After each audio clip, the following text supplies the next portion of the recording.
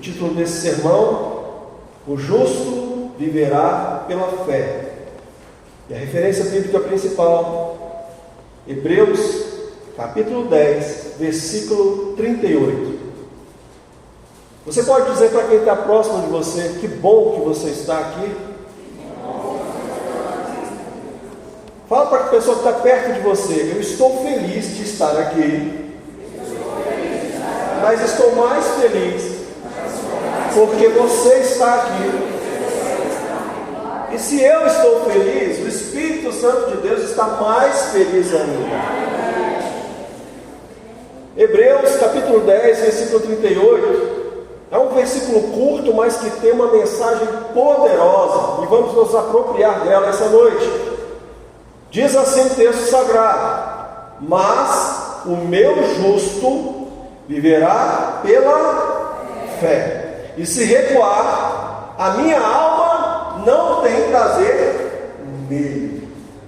Vamos repetir? Mas o meu justo viverá pela fé, e se recuar, a minha alma não tem prazer nele.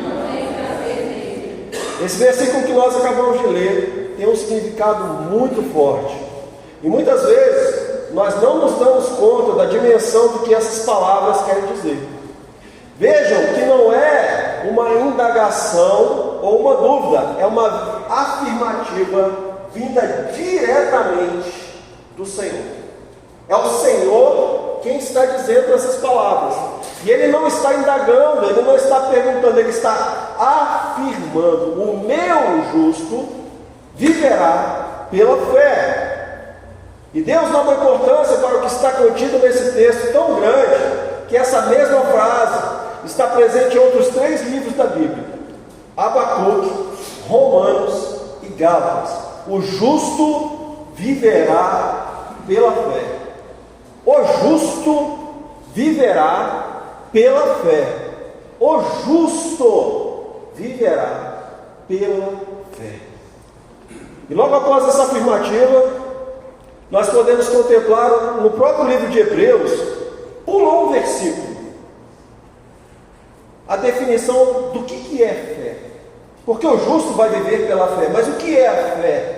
E o próprio versículo seguinte, Hebreus 11, versículo 1, explica o que é a fé. Ora, a fé é a certeza. A fé é uma probabilidade, é uma esperança, é algo que pode ser. O texto sagrado está dizendo: a fé é a certeza daquilo que esperamos e a prova das coisas que não vemos. Ou seja, a fé não é ver para crer, é crer para ver. Eu já falei aqui e vou repetir: o homem é dotado de muitas capacidades, de muita inteligência. O Senhor compartilhou com a humanidade algo sobrenatural, de como o ser humano ele é capaz de criar coisas.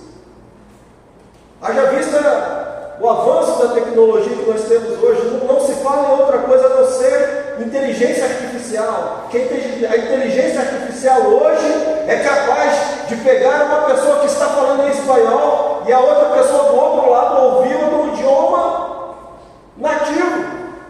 Nós podemos falar em português aqui hoje com uma pessoa que está lá nos Estados Unidos, e a pessoa que nos está assistindo pelo celular vai estar ouvindo a nossa voz falando em inglês com ela. A inteligência artificial está de uma forma que nós podemos criar um site com uma pessoa virtual, com uma pessoa que não existe, falando a voz que nós quisermos, colocando o texto que nós quisermos. Ah, mas eu não tenho ideia de que texto eu vou colocar. Então existem tecnologias hoje que eu posso colocar lá. Eu quero que seja feito um texto que fale sobre construção de casas, por exemplo. E vai a inteligência artificial montar um texto todinho para você. A inteligência artificial hoje não se fala em outra coisa. É uma capacidade do ser humano tão grande sempre falo e sempre vou dizer que o homem é capaz de coisas tremendas, mas tudo que ele é capaz de fazer, ele precisa de pegar como matérias-primas algo que foi criado por Deus. Somente Deus tem o poder de criar algo daquilo que não existia. A terra era sem forma e vazia. O Senhor pegou o nada e transformou em algo maravilhoso, extraordinariamente perfeito. Somente o Senhor pode trazer à existência aquilo que não existe. Eu quero ver o dia que o homem será capaz de trazer à existência uma formiga que não seja robótica.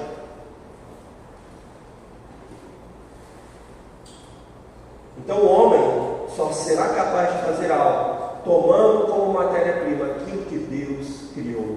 Somente o Senhor pode criar algo do nada. Somente o Senhor tem esse poder.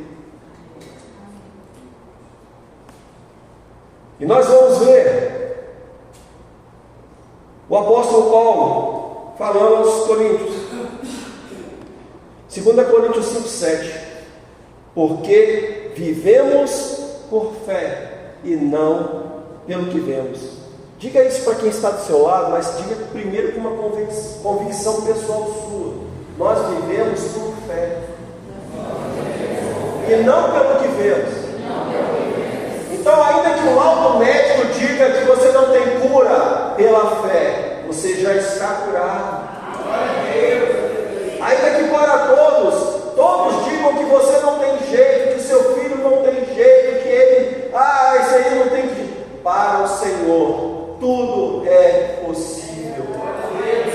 Tudo é possível para o que crê. Nós não andamos pelo que os nossos olhos veem, mas andamos pela nossa fé. Somos chamados a cada dia, a cada instante, para vivermos uma vida com Deus pela fé, e não uma vida pautada naquilo que conhecemos ou naquilo que podemos alcançar com os nossos braços ou com a nossa força. Deus nos chama para uma vida de experiência de fé com Ele todos os dias, mas infelizmente nós não conseguimos caminhar lado a lado com Ele por muito tempo. Somente enquanto enxergamos o chão firme debaixo dos nossos pés, porque quando a coisa foge do nosso controle, a nossa fé começa a esvair, começa a ficar abalada. Não foi assim que aconteceu com Pedro? Jesus o chamou para andar por sobre as águas. Jesus já estava andando sobre as águas. A lei natural e as leis da física nos dizem que andar sobre a água não é possível. E a gente fica imaginando. Eu não posso fazer isso porque não vai ser possível. Nem adianta eu tentar porque não tem como dar certo. As leis humanas e a nossa racionalidade dizem que não. Mas nós vivemos pela fé e não pelo que vemos. Quando Deus fala, Ele cumpre. Quando Deus fala, Ele faz. Jesus falou para Pedro que ele poderia vir até ele sobre as águas. Ele só começou a afundar quando parou de olhar para Cristo e começou a olhar para as circunstâncias que estavam à sua volta. Quando ele voltou os olhos para aquilo que era natural, quando ele começou a tentar raciocinar, mas não é possível andar sobre as águas, ele começou a afundar. Deus nos chama para seguirmos em frente, mesmo quando não estejamos conseguindo enxergar o chão onde vamos pisar, pois é Ele quem está guardando o nosso caminho. Meus irmãos, a gente pode não saber por onde andar, a gente pode não saber qual direção seguir, mas nós temos que buscar no Senhor todos os dias, na Sua palavra, porque o salmista disse: lâmpada para os meus pés é a Tua palavra, luz para o meu caminho. Imagine se no escuro sem saber onde pisar, sem ver as rochas, sem ver os buracos, sem ver os obstáculos. E aí você de repente tem uma lanterna potente nas mãos. E aí você olha o seu caminho, você sabe onde pode botar os seus pés. Isso é a palavra de Deus para nós.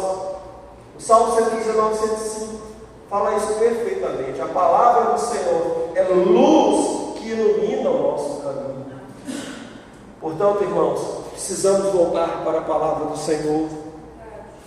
Deus nos chamou não para vivermos pelo que os nossos olhos naturais podem ver, mas para vivermos na dimensão do sobrenatural, onde Ele opera seus milagres e maravilhas.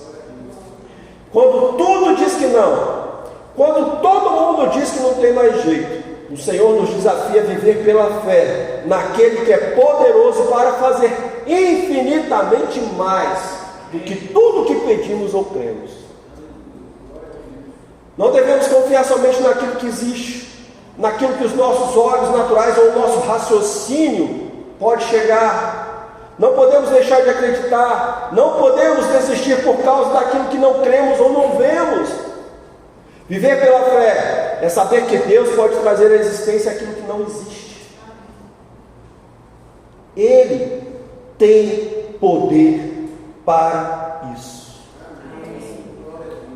Viver pela fé é submeter totalmente o nosso querer, o nosso fazer, o nosso caminhar aos planos de Deus para nós.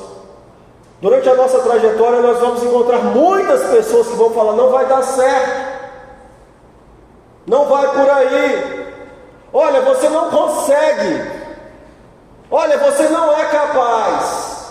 Mas aquele que se alimenta da palavra todos os dias vai adquirindo uma fé sobrenatural, porque o nosso compromisso não é com aquele que está nos falando, é com aquele que está nos céus e diz: vai, meu filho, que eu estou contigo. Eu estou contigo. Se nós não acreditarmos no sonho, quem mais acreditará? A questão é o quanto nós estamos dispostos a perder, a ceder, a entregar para Deus, para colocar em primeiro lugar aquilo que Ele quer fazer com nossas vidas. Porque tem isso também, irmãos. Não adianta eu pedir, se não for do propósito de Deus, se não for da vontade de Deus.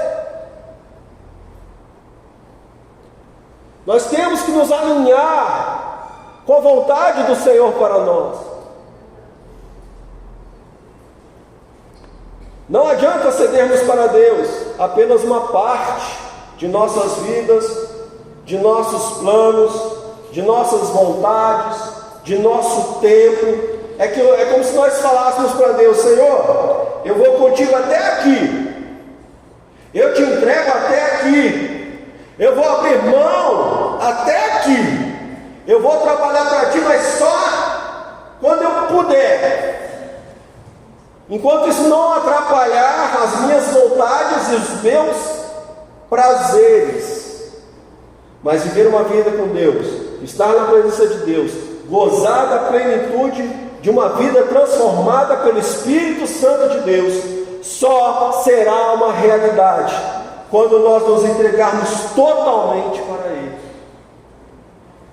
Irmãos, certas coisas só vão começar a acontecer nas nossas vidas quando nós realmente colocarmos Deus como prioridade nas nossas vidas.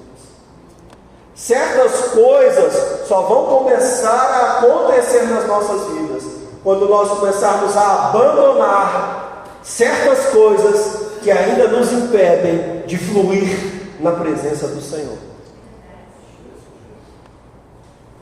Deus nos chama para viver uma vida de total entrega para Ele.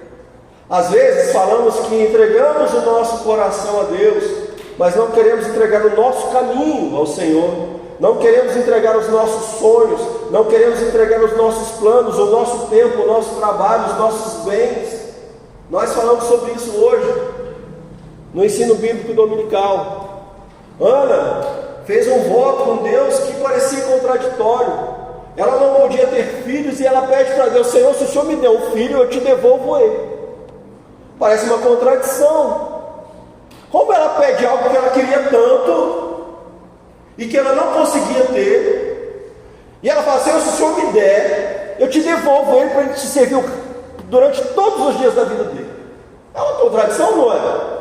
Mas quando nós entendemos que nada vem ao homem se do céu não lhe for concedido, João 3,27, e que tudo pertence ao Senhor, até esse corpo que nós temos aqui emprestado por Deus, Ele nos emprestou.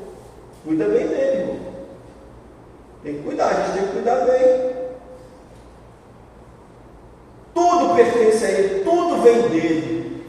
Então, o nosso corpo é do Senhor, o nosso carro é do Senhor, a nossa casa é do Senhor, o nosso cônjuge veio do Senhor, os nossos filhos vieram do Senhor. Então, quando nós temos esse entendimento e colocamos tudo à disposição do Senhor, nós podemos fazer como Josué e falar: eu e a minha casa serviremos ao Senhor. Você é capaz de falar isso para o Senhor? Eu e a minha casa serviremos ao Senhor. Eu não falo da boca para fora. Fala realmente se isso é a vontade do seu coração. Eu e minha casa, eu e minha esposa, eu e os meus filhos, eu e os meus bens serviremos ao Senhor. Porque quando a gente tem esse entendimento, a gente dedica o nosso carro ao Senhor, a fazer a obra do Senhor, a ajudar um irmão que está sem carro, a vir para a igreja, a voltar para casa. Nós abrimos a nossa casa para ter um culto especial uma vez por semana, um GMP, uma reunião de oração, chamar os vizinhos, chamar os parentes. Vamos aqui ler um pouquinho da palavra do Senhor, vamos ver o que o Senhor pode falar para nós hoje. Nós temos a meditação bíblica, que é uma meditação dirigida, a gente pode compartilhar. Quantos fazem meditação aqui em casa? É uma bênção ou não é, irmãos? Só quem experimenta é que pode, sabe, perceber a dimensão de quanto que é bom. É bom demais, não só aprender mais da palavra do Senhor, mas ter aquele momento ali com a palavra, orando, intercedendo pelos irmãos, lembrando: olha, esse irmão está passando por isso, eu vou gastar aqui alguns minutos orando por ele, intercedendo pela causa dele, sendo amoroso com ele em oração. O nosso pensar tem que ser para Deus, o nosso falar tem que ser para Deus. Por onde nós andarmos, temos que ser testemunhas de Deus. O nosso viver diário tem que ser direcionado por Deus. Mas como a gente é egoísta, como nós somos egoístas, irmãos. Nós queremos governar a nossa vida, nós queremos governar o nosso dia. Nós decidimos: eu vou acordar tal hora, eu vou fazer isso, eu vou fazer aquilo, tal hora eu vou não sei aonde, eu vou cortar o cabelo, e a gente vai gerenciando a nossa vida. Como nós somos ingratos, como nós somos egoístas. E aí quando alguma coisa der errado, é aí que a gente lembra: ó, peraí, Senhor. Tem hora, eu tenho um gato lá em casa, irmãos. Os irmãos sabem que a gente tem um gatinho, né? E tem hora que eu penso que o bichinho é carinhoso, ele vem, ele deita do meu lado, ele faz carinho, ele mordiscando meu braço. Mas eu já saquei qual é daquele rapaz. Quando ele está com fome, ele vira um doce. Quando ele está com fome, ele fica cercando, e fica ali, tal, e fica para lá, fica nas minhas pernas. Aí eu vou e coloco um sachêzinho lá para ele, ele come, sabe o que ele faz depois? Vai lá pro canto dele. Aí eu fico olhando assim: esse camarada é interesseiro, viu? E a gente faz a mesma coisa com Deus. Quando a gente precisa, ai, Senhor, dobra o joelho, chora: Senhor, não, eu vou entrar na minha, Senhor, eu vou largar aqui, Senhor. Aí o Senhor vem e abençoa. Aí a gente, já está tudo bem agora. Agora eu não preciso mais chorar. Agora eu não preciso nem orar mais.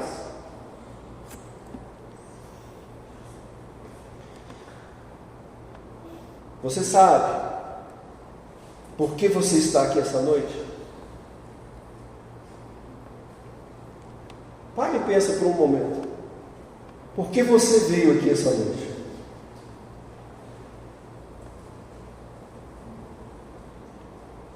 Foi porque o Espírito Santo falou ao seu coração e você ouviu, e você obedeceu a sua voz, e você teve o desejo sincero de estar aqui essa noite? Ou porque já virou um hábito? Domingo de noite a gente tem que ir para o culto. Tem irmãos que às vezes não vêm ao culto. Já teve irmão que eu perguntei: irmão, por que você não foi? O culto foi uma bênção. Que palavra poderosa, que louvor maravilhoso. Todo mundo lá em comunhão, todo mundo junto, num só corpo, num só coral. Eu não quis ir. Mas como assim? Não, porque não adianta eu querer ir para a igreja sem querer ir. A gente ouve cada coisa. Não, pastor, o senhor liga para cobrar que a gente não foi para o culto, em vez de ligar para falar para perguntar como é que a gente está. Meu irmão, se não vem para o culto, eu já sei que não está bom. Se não vem para o culto de domingo, é porque alguma coisa não está boa.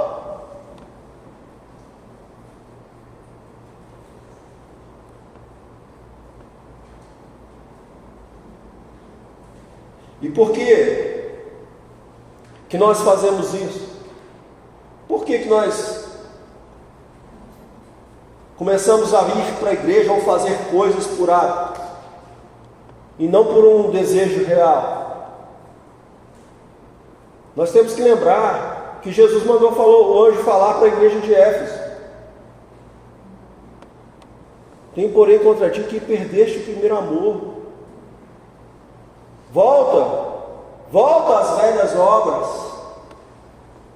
Volta, faz o caminho de volta. Onde foi que você se perdeu, meu filho?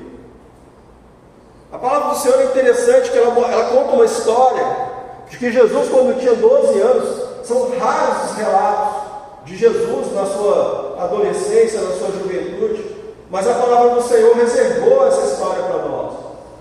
Que os seus pais, como de costume, uma vez por ano, tinham que ir a Jerusalém por causa do censo, e iam adorar no templo também. Então, eles faziam essa viagem. E era comum naquela época, por causa de salteadores nas estradas, de que fossem dois grupos. Então, ia o grupo das mulheres à frente, com as crianças, e o grupo dos homens atrás, para evitar emboscadas a uma certa distância. E o texto deixa entender que eles voltando para casa, depois de adorar no templo, talvez José pensou assim: Jesus tem 12 anos, já é um rapazinho, já pode estar lá com José pensou: Jesus ainda só tem 12 anos, é uma criança, deve estar lá com a mãe dele. E a mãe pensou assim: Jesus já tem 12 anos, já quase o bar mitzvah dele, então ele já se sente um rapazote, deve estar lá atrás com o pai dele. E um achando que o outro estava com o filho, quando chegaram em casa, se deram conta que haviam se perdido, eles haviam perdido Jesus. E diz o texto que eles tiveram que fazer o caminho de volta para encontrar Jesus. E nós muitas vezes temos que fazer isso, irmãos. Nós temos que pensar: onde foi que eu perdi Jesus de vista? Aonde foi que eu perdi Jesus de vista? Até onde eu tenho que voltar? Até onde eu tenho que reencontrar para poder voltar no caminho, para poder voltar com Ele? Temos que fazer essa autoanálise. Aonde foi que eu perdi Jesus?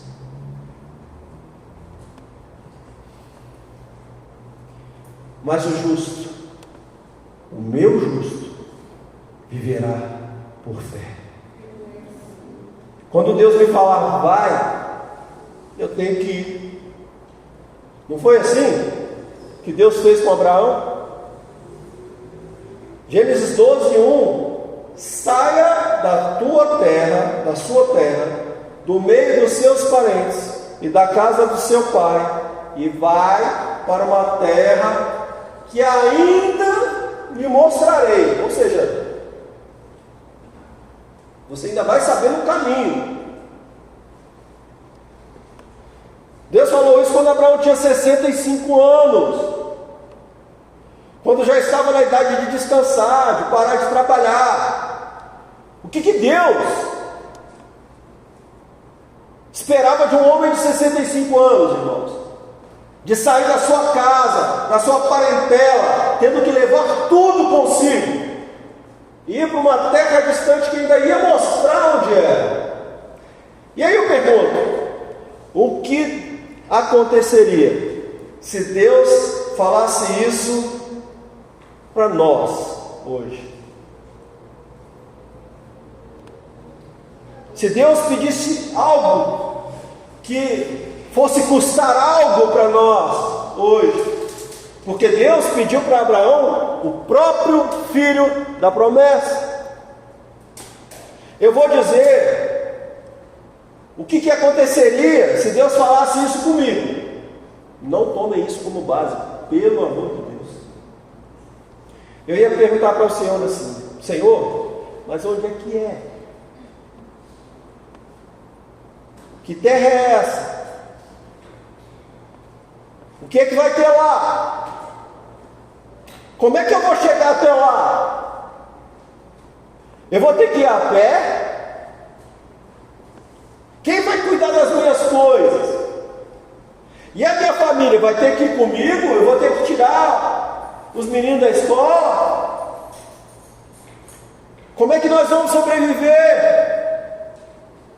E se eu for assaltado no caminho?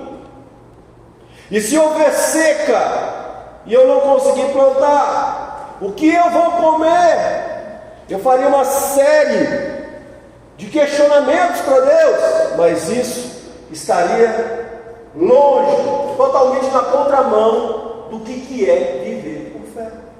A palavra de Deus fala que Abraão levantou e foi. Não perguntou, não questionou, não falou por que, Senhor.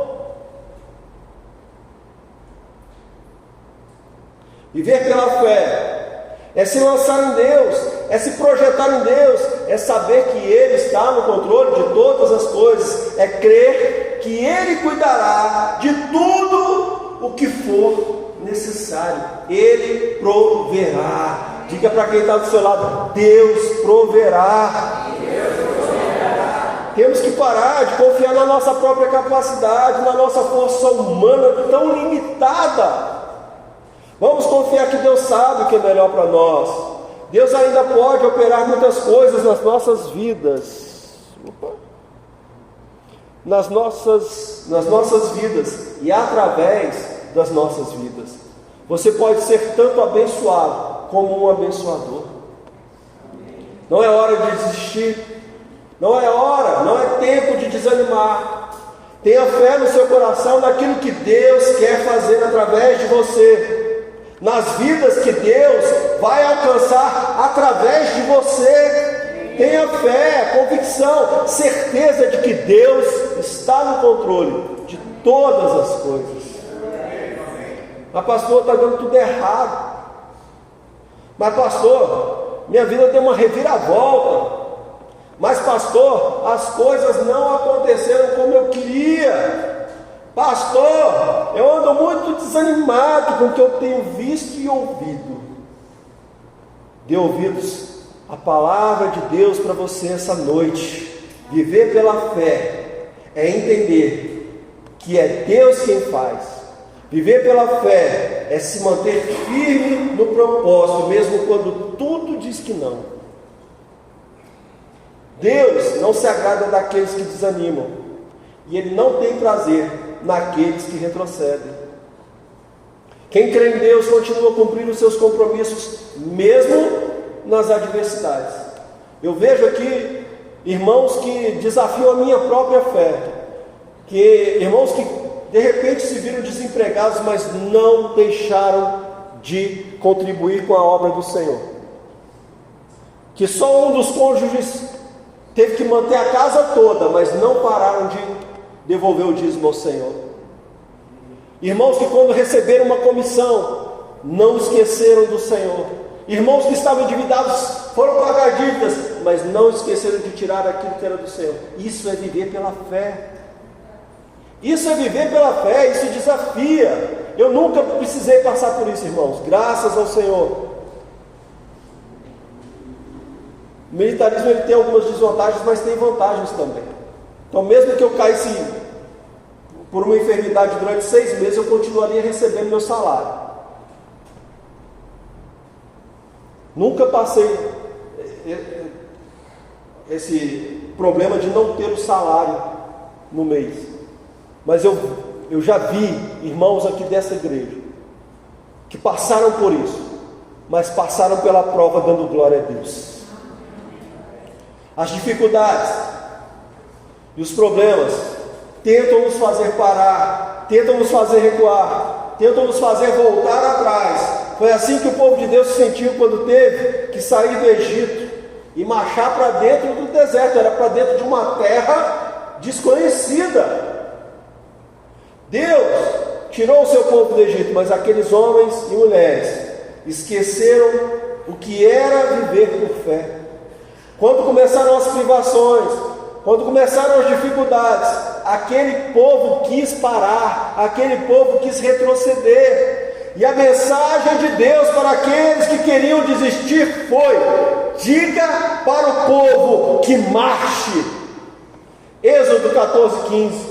Diga para o povo que não recue, que não retroceda, mas continue seguindo em frente. Amém. Mas Senhor, o inimigo está vindo ali atrás e aqui na nossa frente está o mar. Queridos, se for necessário, o Senhor vai abrir o mar.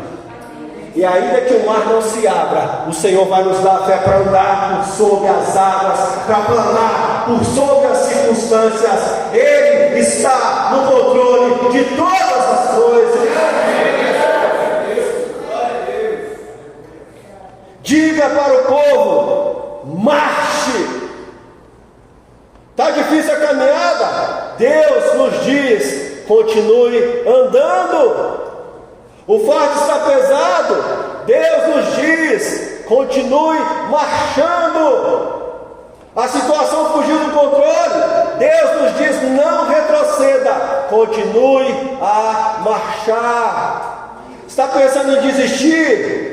Deus não se agrada daqueles que desistem. Continue a marchar. Eu fui militar, irmãos, por 30 anos.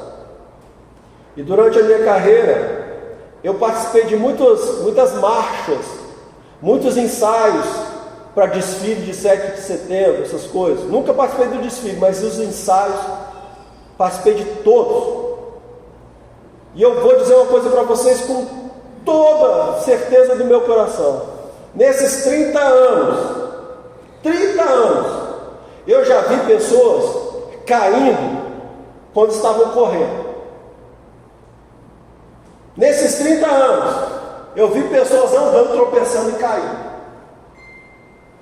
Nesses 30 anos, eu vi pessoas em pé, caindo, paradas, caindo. Mas nos meus 30 anos, eu nunca vi alguém marchando que caísse. E ainda que tropeçasse, quem estava marchando do lado segurava. Continue a marchar. Porque marchar é diferente de andar. Andar eu ando para qualquer lado. Marchar, eu tenho um alvo. Eu estou arregimentado por um general. O nosso general é Cristo. Ele está no comando. Ele é a nossa bandeira, é Jeová Jireh, que vai à frente abrindo o caminho, irmãos. Viver pela fé é continuar marchando. Recuar jamais. Diga para quem está do seu lado: recuar jamais. Continue seguindo em frente. Continue marchando. Continue a marchar. Amém? Eu convido você para se colocar de pé.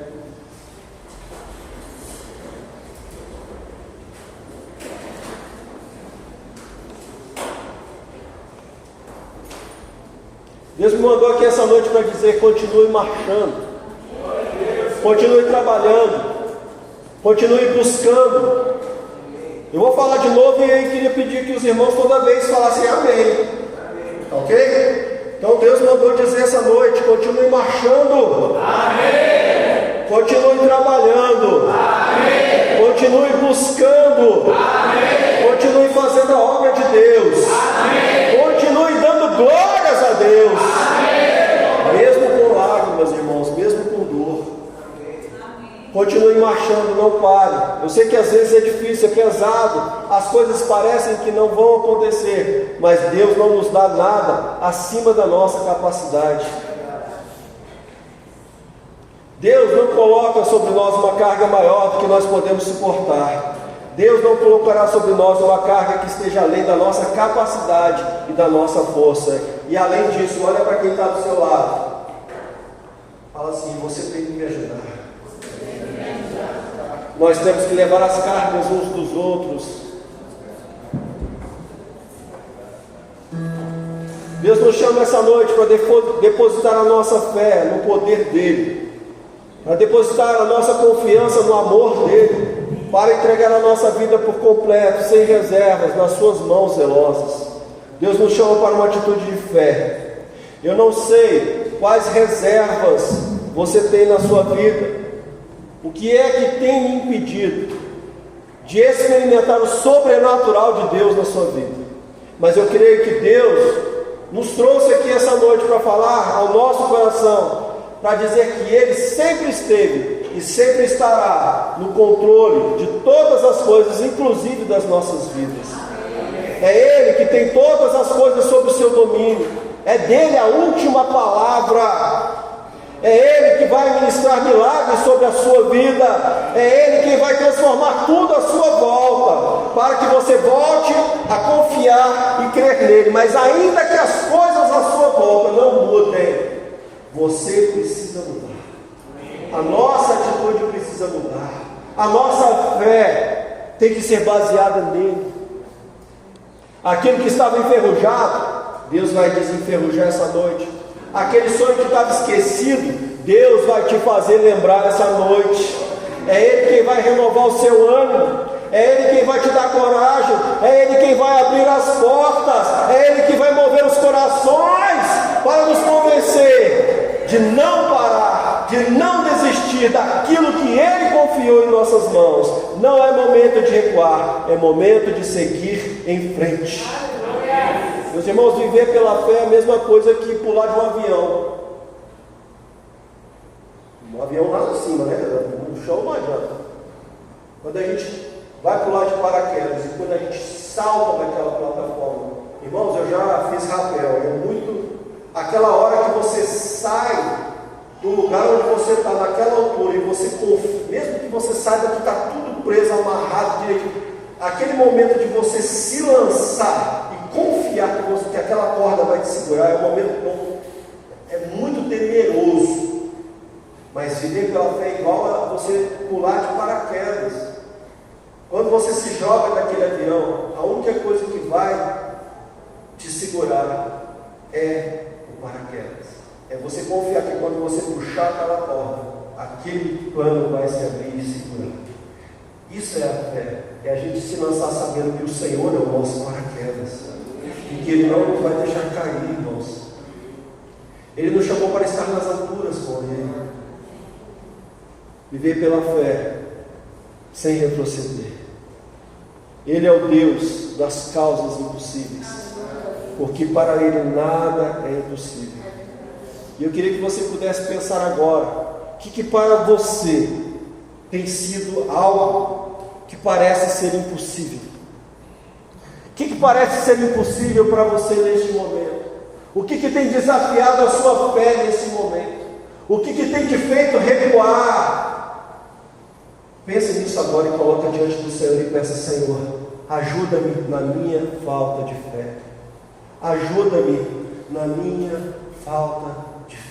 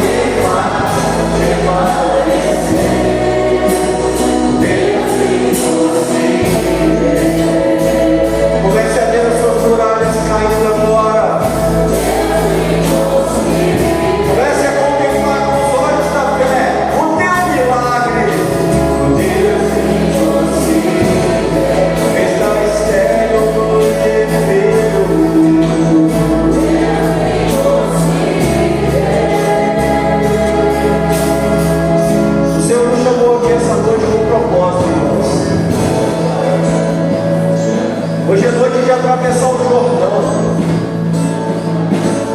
Hoje é noite de chegar mais perto do milagre. Mas o Jordão, assim como o Mar Vermelho, ele precisou ter as suas águas paradas por um tempo. Isso só foi possível por causa da fé, irmãos. E eu quero simbolicamente te convidar hoje a atravessar o Jordão. Aquilo que está impedindo você de chegar na sua Canaã espiritual, no seu milagre, no seu tempo de qualidade com Deus, precisa ficar para trás. Eu te convido essa noite para simbolicamente atravessar Canaã. Você que sabe que tem promessas do Senhor para a sua vida que ainda não foram cumpridas, com os olhos da fé, eu te convido a atravessar